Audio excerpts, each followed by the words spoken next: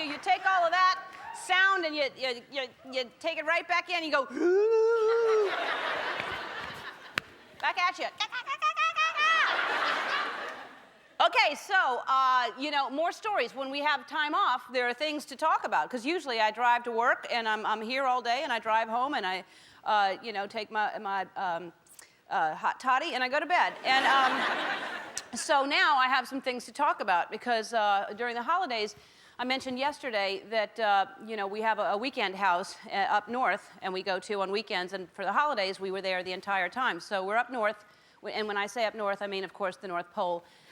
And we live next to the Clauses, who are not home a lot. But anyway, so we're up north, and, as life is, things happen. Bad things happen sometimes. And what I try to do whenever something bad happens or unpleasant, I look at it and I go, what can I learn from this? What can I take away from this instead of focusing on, oh, this is horrible? And what I've learned is to not take anything for granted. You can say that, and usually, like, for instance, let's say you're so used to having hot water all the time, you think, well, you're just going to turn on a faucet and you're going to have hot water until the day you don't have hot water, and you're like, it's a great thing, and now I'm grateful every day that I have hot water. That's not what happened. But here's what happened. So, it's New Year's Eve, which couldn't be a worse time for things to happen, by the way. So it's New Year's Eve, and I'm taking my bath, which is how I celebrate, and I'm taking my bath, and lovely, enjoyable, long, leisurely bath. I like an Epsom salt in it, maybe an entire container if I'm sore. And so I'm in the tub, and get out of the tub, and of course towel dry. But what I do is I put the towel on the wall, and I roll against it. It's just more fun. And so I go downstairs, and as I walk downstairs, I all of a sudden start to see what would be a beautiful, pleasant, almost Zen-like waterfall coming from the ceiling. And had it not been in the dining room, I thought that would be pretty. And I look and I go, well, that's just about where the bathtub would be, right there above that dripping water right there, right all over the dining room. And so, and I'm thinking, I can't fix that. I don't know what to do with that, because I'm not a plumber. And if I were, of course, I'd know to just go right into the drain and look for the T-bar. And is there a T-bar? I don't know. Maybe it's a club. But anyway, so anyway, because I know that there are things I can do. For instance, I'm handy around the house, and I can hang a painting like nobody's business. I'm good with a hammer and a nail, and especially those nails that have you put it in the slanted way, so that that's a perfect nail for whoever. It's no molly bolt. But anyway, so now I know I can't do this, and also I'm wondering, how is this happening? Because I've been taking baths for the last 2 weeks, obviously longer than that in my life, but while I'm there, 2 weeks. And the house was built in the 20s, and I'm thinking, surely they've bathed in the 20s, and it's been happening for a long time. Now, my mind goes to, oh, this is a slow leak. This has been a slow drip, and it's filled up the ceiling so much that now it's just pouring from the ceiling because the floorboard is rotted, and I'm lucky that I wasn't in the tub and fall through the ceiling onto the... I've already taken myself to where the whole thing has to be ripped up, and the ceiling has to be ripped up, and the floor has to be ripped up, and I'm on the street eating out of a can of beans. Anyway, so this is what I'm saying when you're just grateful for anything, because you assume water's going to go down the drain and far, far away from the house. And so we get a plumber, again, thinking this is going to be a disaster, pulling up floors and ceilings and everything. Turns out, not a big deal at all. The plumber goes and lifts the... not lifts the tub. He shouldn't be a plumber. He should be like somebody that, if you could lift a tub, he could be on TV lifting anyway, so he and a few other plumbers lift the tub and find that the drain had just gone loose, and it was just a quick fix and no big deal at all. And I had taken myself down the road of the worst case scenario, and so what I'm grateful for is a drain that works all the time, that you just take for granted, and I'm grateful for the plumber that helped me, and I don't know his name, but if you're watching, I dedicate this dance to you. Thank you.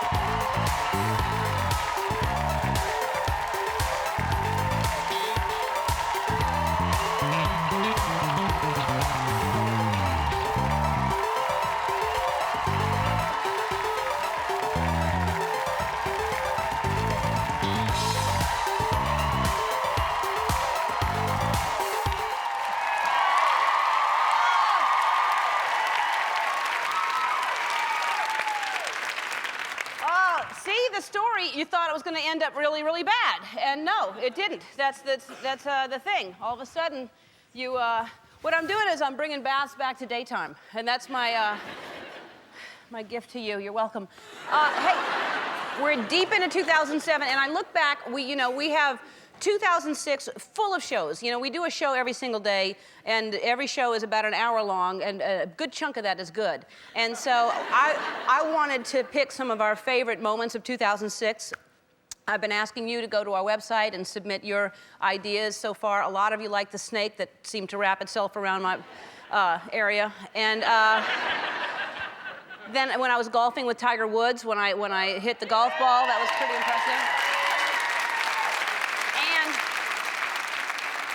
I don't know how this is doing on the website. One of my favorite moments of 2006 is when we sent Sherry Shepherd to the Olympic Park in Park City, Utah. She went down the luge. I don't know if you saw this, but you may not see Sherry in this. I don't know, but remember? What happens if you can't see? I mean, I can see, but I can't see.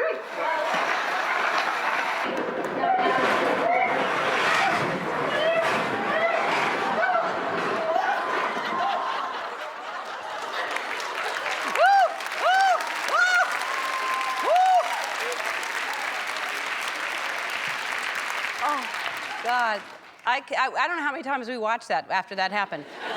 She was okay, she was bruised, but just like, ooh, ooh, ooh.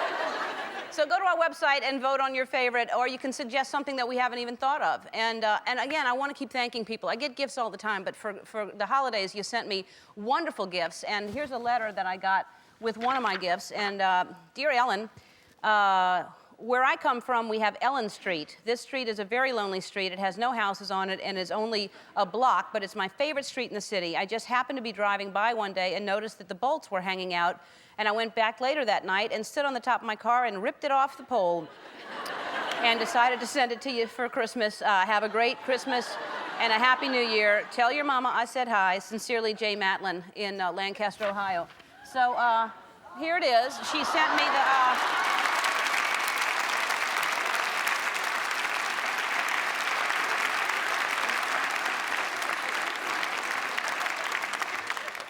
Nothing says Merry Christmas like a federal offense.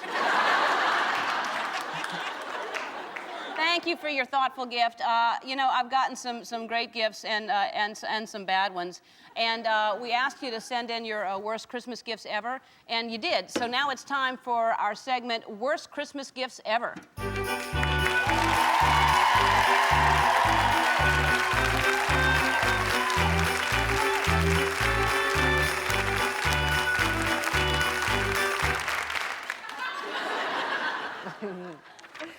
All right, so here, oh, by the way, we only got one. Okay, so this is, Dear Ellen, I love your show. Today I heard you say send in your worst Christmas gift, so I'm hoping this cow doorstopper will qualify. Sincerely, Bonnie Spurbeck from Sun River, Oregon. Okay, and this is what she's talking about. It's a cow doorstop. I guess that's what she's calling it. And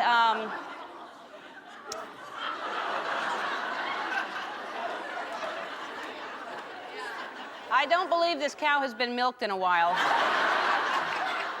Or it's bowling night, one of the two.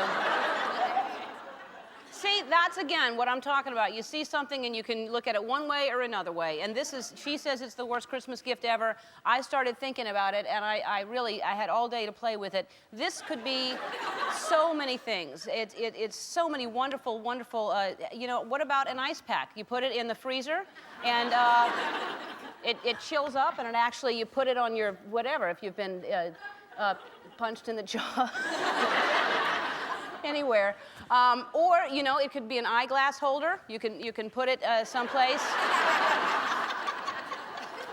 Also, I thought about, like, if you're a piano player, a lot of those tip jars are very fragile if someone knocks into them, and it's a tip presser. And so they put their dollar bills under there instead of that delicate little glass bowl. Or, if you get up, you're at a theater or something, and you don't want anyone to take your seat, and you don't carry a purse like me, it's a seat saver. You just put it on your seat and just keep it there. Or sometimes if you live in a hilly city like San Francisco or something like that, you need a tire wedge. You don't trust your parking brake. It's a nice tire wedge. And actually, if you are like me, wear a wig. It's a nice wig holder. You put your wig. And you know what? It's also, if you light it correctly, a nice piece of art. If you put it in a nice, look at how beautiful that is. It, after all, it's a Borean. It's something that's pretty. And so now I'm going to use it as a paperweight right here to hold all my emails. So that's because, you know, to look sexier, sometimes I'll have a fan on my hair. And right there. He doesn't have hair, but he's on the show today from the hit show Lost. Matthew Fox, he's here.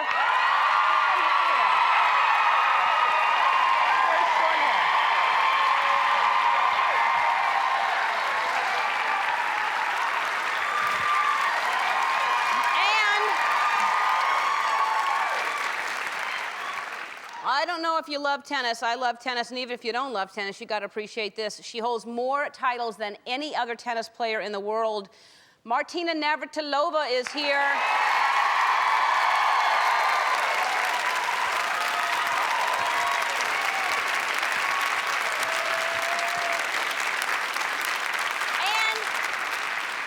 We're going to play a new game called, what is it called? It's about 2006, and we're calling it That's So Last Year. And also yesterday, I read an email of somebody's travel nightmare story, and I said I'm going to reenact it today, and I am. I reenacted it, and after many auditions and 2 screen tests, I got the lead role. So just remember when you're watching it, I'm an actor, not an actor, I'm a reenactor. And when we come back, I'm going to show you what that reenactment is. Don't go away. All right. So we asked you to send us your travel nightmare stories because a lot of you, I know you have, we keep hearing more and more of them because it was terrible, the airports. So this is, we read this one yesterday. Just to remind you, if you haven't heard it, this is from Paula Mansell from Niceville, Florida. I went to visit my sister in Indiana. I was worried I was going to catch the flu and/or cold from riding on the plane. I had already gone through security and was waiting to board the plane. I found a package of Airborne right before boarding the plane. I've never taken Airborne in my life, and I didn't have directions. I opened this big tablet, thought I was supposed to chew it up. Nope, I wasn't. Thank God I had a bottle of orange juice, so I thought, because I started chewing up the tablet and I started foaming at the mouth. And it seemed like the more I drank, the more I foamed at the mouth. I was surprised I was allowed to board the plane. Needless to say, when I got off the plane, I felt sick, and I thought maybe that's how it's supposed to work. You feel sick, and then you don't get sick, like the flu shot. When I got off the plane, I told my sister, you never want to take Airborne. It makes you sick, and it keeps foaming forever. She told me I was supposed to put it in water and drink it. The good news is I didn't get sick. All right, so you all know what Airborne is, right? It's this stuff that you put it, it's, you know, most people know what it is, but this woman clearly didn't, and she wrote us this, and I thought this is too good of a story to not reenact, so we did. Please enjoy.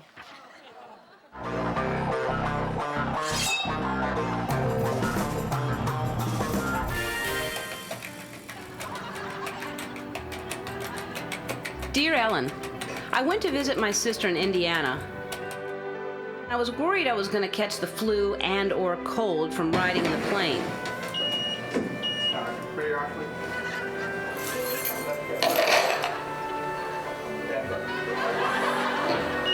I'd already gone through the security and was waiting to board the plane. I found a package of Airborne right before boarding. I've never taken Airborne in my life, and it did not have directions. I opened this big tablet and thought I was supposed to chew it up.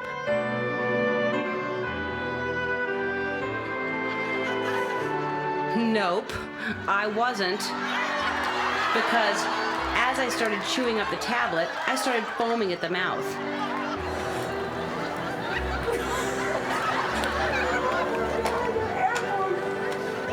Thank God I had a bottle of orange juice, so I thought. I was really surprised I was allowed to board the plane. Needless to say, when I got off the plane, I felt sick and thought maybe that is how it's supposed to work. Maybe you feel sick, and then you don't get sick. Something like the flu shot. I told my sister, you never want to take Airborne. It makes you sick, and it just keeps foaming forever. You're supposed to put it in water. What?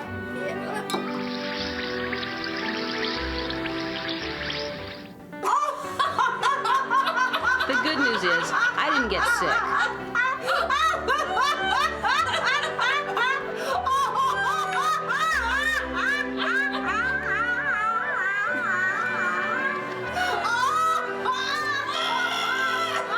Sincerely, Paula Mansell, Niceville, Florida.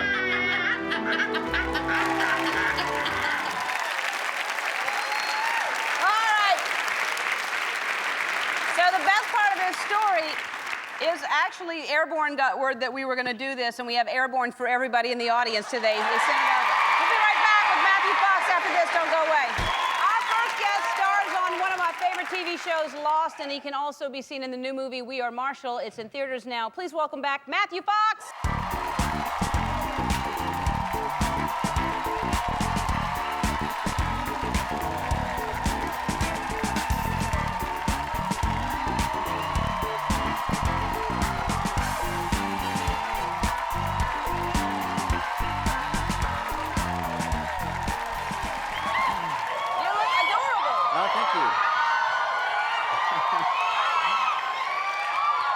Thank you. Jack's hair's growing out. Yeah, it's getting a little longer. Yeah, it's about time. You've been on that island a long time. And I know. I don't know how you shave it all the time. It's staying really close Sort to of a continuity mystery for us. Yeah, the hair and beards and that kind of thing. But and also all the kissing that goes on. I'm thinking their breath must stink because you're not brushing your teeth or anything, and yet people are making out and all. yeah, you would think so. I hadn't really thought about that, but you're right. I'm thinking about all of it because, you know, I love Lost and I watch it all the time, and I'm very confused now. I don't know if everybody else is, but how did you not know there was another island? How is suddenly, all of a sudden, you're taken to an area and someone sees another island? I don't know. Maybe it was on the other side of the island that they weren't on. I don't know. I mean, Y'all didn't go around the entire island looking for a place to get off? No, we haven't really even fully explored the island that we're on, let alone the possibility that there are more than one other island that are close by. All right, I can't wait for it to come back. I mean, I really look forward to it every week, and all of a sudden it's taken away. And well, I think last year, it's know, like the my audience... bonky is gone. Well, I mean, you tell me, what's your better option? What do you prefer, having it run like it did last year with all the sort of sporadic reruns and never knowing when you were getting a new episode, or the way it is this year, getting these sort of chapters that run straight through? Here's what I'll tell you. I want a new show every week without any of that stuff. I knew you were going to say that. Yeah. Well, that would require us you know, to we shoot. do a show every single day. How about that, Matthew? This is Every true. day we do a show. This is true. Yeah, how do we handle it? I don't know. And we're not on an island. We're in a studio. And y'all are just bumming around on that island, just hanging out. Just enjoying ourselves. Now, hey, how were the holidays for you? Oh, you know, the holidays are always for us just about, spending a lot of time with the kids and having some friends and family around. And then obviously looking forward to the sort of New Year's celebrations. That's always fun, and making New Year's resolutions that oftentimes... Do you have any? I make the same one every year, and I never keep it. What is it? Well, this year is going to be the year that I quit smoking. Good, do it. Thank you. How much do you smoke? Do you smoke a lot?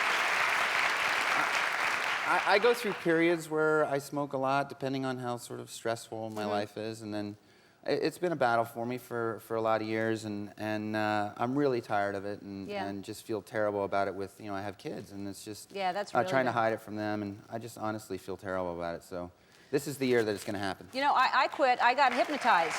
And I'd been trying to quit so many different times. I'm sure everybody told you to read that book, The Easy Way to Stop Smoking. That's one, you read that book. But also, I got hypnotized, and I don't even remember. Has it been like 3 months almost? I don't even remember. 2.5 months? That's great. Yeah, and That's I don't awesome. even think about it. I got hypnotized, and I really didn't think it would work. A lot of people have said that the hypnotizing is something that works well. So yeah, because it's just I don't know. You don't want to do that. So that's good. This year we're gonna hold you to it because you have witnesses. I just said it, and I'm doing that intentionally. Good, good. Speaking of your kids, what a different life. I mean, it's fine to go on vacation and be in Hawaii with your kids, but they're living there now. Are they loving it or? They're very, very happy there. Yeah? I mean, and they're 9.5 and 5, and so I think those are just such great ages to be on that island and be able to spend so much time outside and so much time in the water, and I couldn't be happier about that. They swim in the ocean? Oh yeah. Really? Oh yeah. My little boy, he's 5 now, and it took him a little while. I mean, the pool just became nothing for him, but the ocean is obviously a little bit more intimidating, but he's out there, taking the waves on boogie boarding. I mean, it's just amazing to see them at that age having that much fun in the water. Because, I mean, I didn't learn to swim. I grew up in Wyoming, and all the water there is like freezing cold because it's all glacier runoff. And I didn't learn to swim until I was like 21 years old. Wow. My wife Margarita actually taught me to swim in the pool at Columbia University. That must be hard at that age. That was to very learn embarrassing. How to, yeah. Yes, it was very embarrassing. And did you learn just to dog paddle or? Yeah, I mean, Like at I'm not first? kidding you. I was really not comfortable in the water, and I remember being in that pool at Columbia with like the swim team doing laps, and Margarita like doing this with me in the water. Yeah, it was pretty pathetic. Yeah. No, but that's great that you did that because that's not the place to learn. You want to be by yourself and learn instead of with the swim team. It was embarrassing. Yeah. And look at you now. You've got an action figure. You know how to swim. You're, wait, you say something. Hold on, let me see if I have a mic. That, There's something that you need to know. We're gonna have a lock problem, and I have to know that you got my back.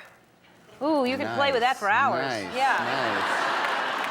All right, we have to take a break, and then we're going to talk about your new movie, which I'm very excited for you about. Cool, thank We'll be you. right back. That's Matthew Fox in a film called We Are Marshall.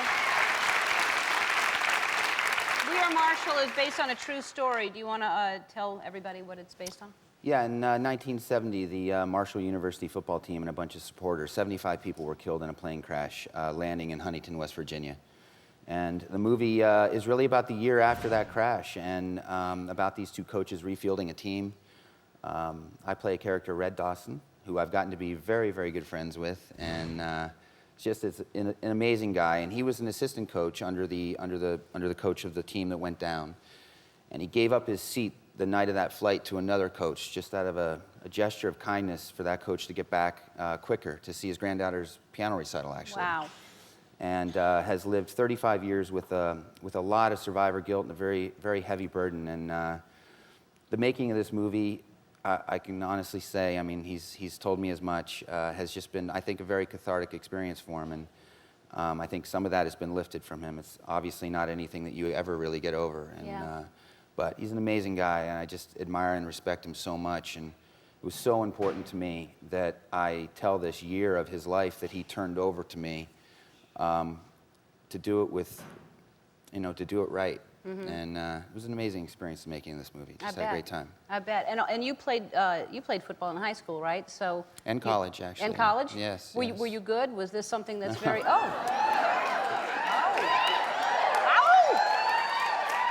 I like that picture a lot because I look so tough in it. Yeah. You do look tough in it. Were you good? Were y'all a good team? No. We were not a good team. Actually, I was part of the Columbia football team that set the longest losing streak in NCAA history. And, Congratulations. but my senior, my senior year, we did win 2 games my senior year, ending that streak.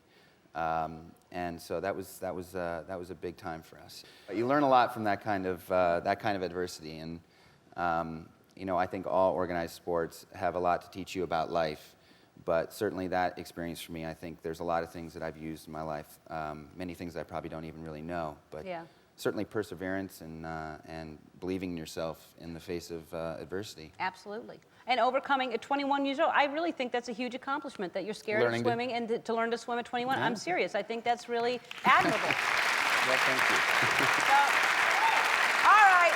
I look forward for Lost coming back because I can't wait to see what happens. I'm addicted to that show, and We Are Marshall is fabulous. It's in theaters everywhere right now. We'll be right back. Don't go away. All righty. Well, I am all for living in the present, but you have to remember to learn from the past. So today we're going to see how well you remember 2006 in a little game we like to call That Is So Last Year.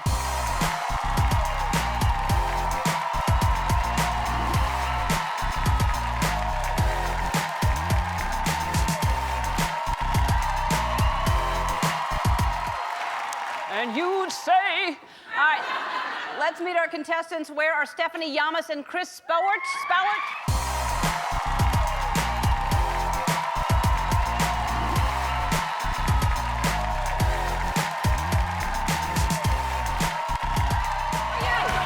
Hi, Chris. Stand there, and you are? Stephanie, hi, and you'll stand right here. Do you want to hold this? Yeah, you can. Okay. Have you held a mic before? Yes, I have, Ellen. Really? What do you do? Chris? Stay-at-home mom. Stay-at-home mom. And do you have a mic at home for the kids? Do you? Not yet. Uh-huh. No. not All ready right, for that. then you'll have to hold it a little higher. Okay, thank All you. right, and how old are your kids? When? And she is almost 16 months. 16 months. That's a cute age, right? Yes, Is very she much so. talking and everything? Oh, yeah. That's adorable. Makes animal sounds. Animal sounds. Which Ooh, ooh, you know, in Spanish, it's gua gua for the dog. Okay. Just to let you know. Good to know. Yeah. All right, let's have 60 seconds on the clock. Go. Which is the following celebrities did not adopt a baby in 2006? Meg Ryan, Madonna, or Angelina Jolie? Meg Ryan. No, Angelina Jolie, she had one. On February 5th, what football team won the Super Bowl? The Seattle Seahawks, the Pittsburgh Steelers, or the Indianapolis Colts? The Colts. No, Steelers. Which comedian hosted the 2006 Academy Awards? Whoopi Goldberg, Jon Stewart, or Billy Crystal? Jon Stewart. That's right. On July 9th, 2006, who won soccer's World Cup? Germany, Italy, or France? My brother's gonna kill me. France. Italy. In 2006, the Academy Award for Best Picture went to what movie? Crash, Capote, or Brokeback Mountain? Crash. That's right. In 2006, what billionaire made the largest personal donation in charity ever in history? Warren Buffett, Bill Gates, Donald Trump? Bill Gates. Warren Buffett. In September, Britney Spears gave birth to a second son. What was his name? Jaden James, Sean Preston, or Sutton Pierce? Jaden James. That's right. You know that one. In September 6th, everybody knows about Britney. All right. Very good. How many was that? That was 3. All right, let's switch places. All right, Stephanie, where do you live? Fort Irwin, California. Oh, now you're going to hold it just straight out like that. You're going to make sure. Fort Irwin, and what do you do there? I'm stay-at-home mom. And how many kids? 4 kids. Wow, 4. Yes, all boys. Oh, I'm sorry. That's a lot of work, isn't it? Yes. And how old? 7, 5, 4, and 2. Wow. Oh, I'm so glad you're here. Me too. It's nice to get away, isn't it? Yes. Oh, God. But they're probably good boys, right? Yes, but they're boys. Yeah. All right. Well, especially the 2-year-old. Yes. Yeah. Wait, yes. Yeah. All right. All right, but they're cute. Yes. Okay. All right. Let's go. Let's see what happened. Do you remember 2006? You think more Yes. so, or Yes. You think you do? I'm telling you, I didn't know a lot of these when I I'm looked glad at I them didn't again. go first. All right. Well, take a listen to these. All right. 60 seconds on the clock. In 2006, what was the average price of a gallon of gasoline? $2.50, $3.50, or $4? $3.50. $2.50. In 2006, the world met Prince Lorenzo Borghese. Who is he? A United Nations representative, the son of King George V, or ABC's The Bachelor? The Bachelor. That's right. In 2006, Winter Olympics were played where? Take-Em, Italy, Torino, Italy, or Turnout, Italy? Torino. That's right. In February, Reese Witherspoon won the 2006 Academy Award for Best Actress for what film? North Country, Transamerica, or Walk the Line? Walk the Line. In early December, NASA announced plans to build a space station where? The moon, Mars, Starbucks? Mars? The moon. Who brought Sexy back in 2006? Gnarls Barkley, Justin Timberlake, or ZZ Top? Justin Timberlake. That's right. In October 2006, internet giant Google agreed to pay over $1 billion for what? YouTube, MySpace, or a smiley face potato chip from eBay? YouTube? That's right. Who had a bit? You got it. 2, 5. You win. But you don't lose. No, you don't. You both win. You've won this Canon DVD camcorder and wherever it is. That's where it is. Thank you, Andy. That's how you play. That is so last year. Martina Navratilova joins us after this. Don't go away. Our next guest is one of the greatest tennis players in history. She's won more titles than any other player, male or female. Pretty impressive. Please welcome the incredible Martina Navratilova.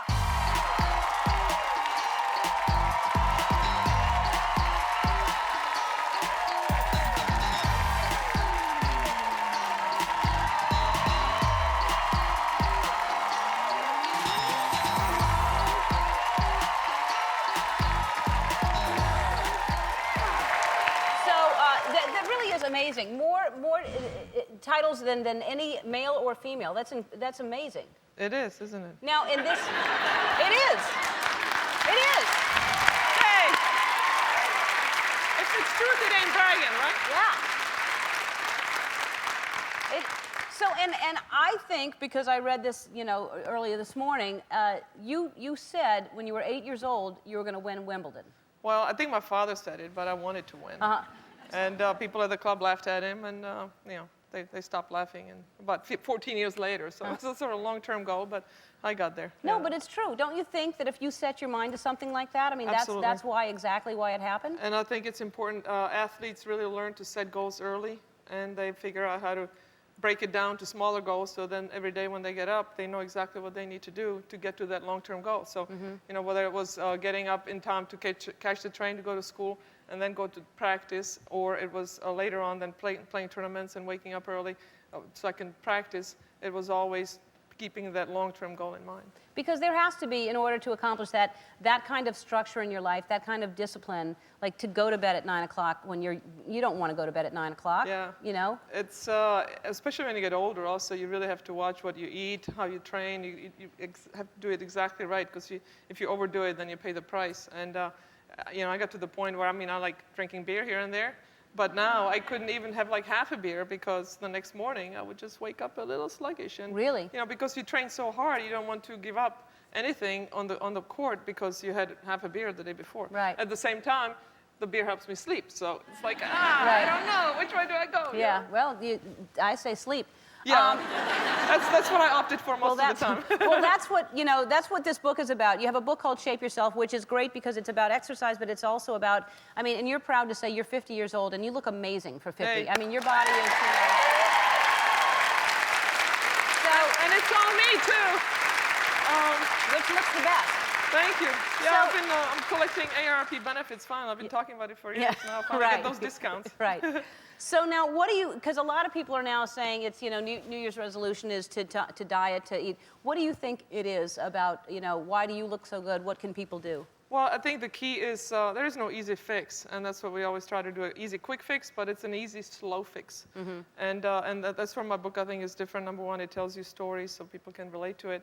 But most of all, it tells you to do things slowly, one step at a time, baby steps. Don't try to make this huge, drastic change, because you won't be able to sustain it. You can do it for a week or a month. Most health club memberships, I think they last for 2 months, and then the people don't show up there the rest of the year, because they can't keep it up. They make their money You that have way. to do a little bit, exactly. So I say, take 10 minutes, walk around the block, or if you live in a high-rise, go down the elevator 15 floors and walk 15 stories up. You can do that anytime, every time.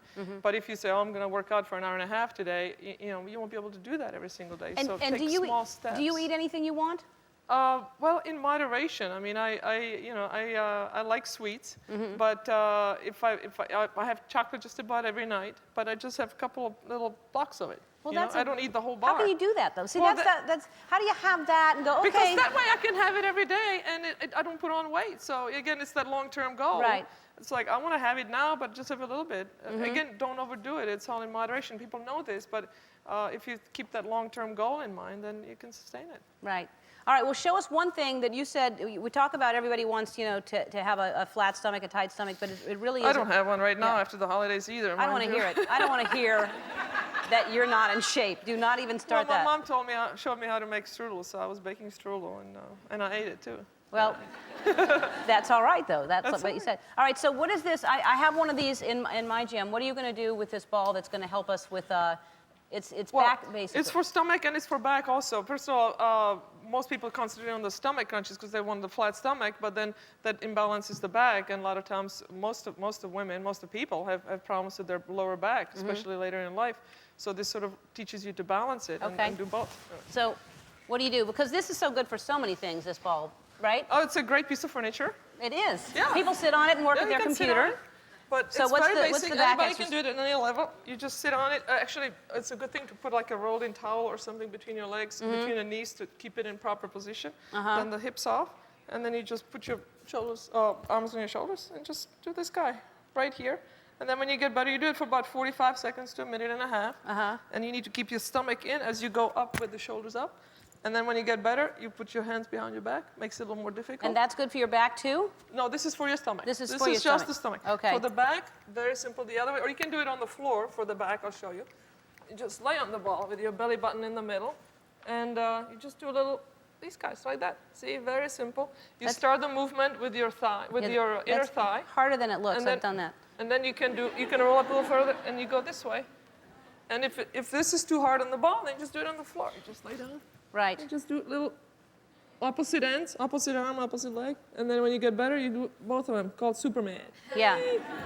And you just do that for like 45 seconds to a minute. Instead of reps, do it for time. You want to do it slowly. If you go too fast, then you're not getting the benefit. Yeah, I know. Go I think a slow. lot of people do it really fast to get it over with, like 50. You know, No. like instead of like enjoying every single one and feeling it. Like These- everything else, it's not about quantity, but about quality. So- Exactly. All right. When we come back, you and I are going to have a little tennis challenge. Uh-oh. And I haven't played in a while, so but we're going to actually and hopefully play for some prizes for some people in the audience too. Well, I haven't played in a month. This is last year. We'll be right back. All right, we're back with Martina Navratilova, and we're going to try to serve and win prizes for 3 lucky audience members. I think they're lucky. Amy Martin, Lindsay Nieders, and Myra Cummings. They're in the audience, and we're going to what we're going to do is, Martina, you're going to serve first. I will. And Okay. you're serving 2 balls. I'll serve 2 balls, and we're going to see if we can knock through their pictures. Okay. I do both of them.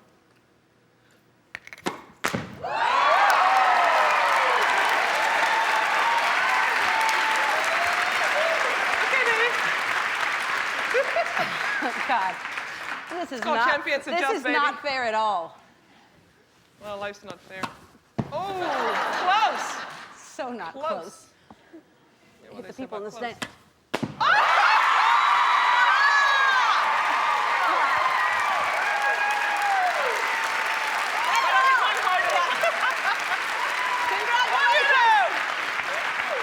All 3 of you won an iPod Nano with the Nike Plus Sport Kit and sneakers. Everybody in the audience is getting Martina's book, Shape Yourself, and it's a good book. You'll like it. I want to thank my guests, Matthew Fox, Martina Navratilova. Tomorrow, Rob Lowe is going to be here, and I'll see you then. Bye-bye, everybody.